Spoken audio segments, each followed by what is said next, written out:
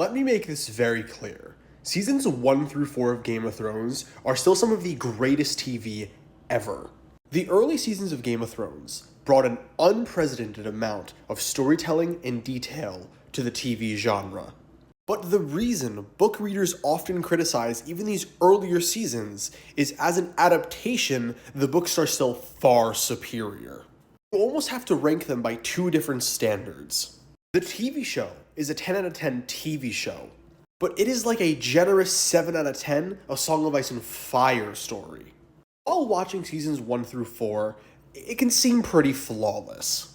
But once you read the first 3 books, you realize that key plot elements are absent from the show, these key scenes become weaker.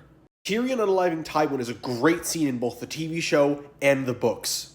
But there is a whole nother huge element in the books that just isn't present in the TV show at all. So after reading the conclusion in the books and then going back to the TV show, it just lacks a certain level of depth.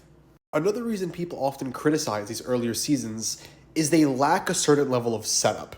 Whether you believe me or not, there are a lot of key and smaller plot points left out of those first 4 seasons. And while it doesn't directly affect those seasons, because of this lack of setup, it leads to major issues down the line.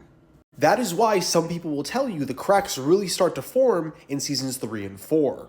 So I just want to reiterate this. Seasons 1 through 4 of Game of Thrones, it's great TV, but it is somewhat lackluster compared to A Song of Ice and Fire. That does not mean you can't enjoy the TV show. I still love these first 4 seasons. But once you read A Song of Ice and Fire, you definitely start to have a much more jaded appreciation of the TV show. Hope that makes sense.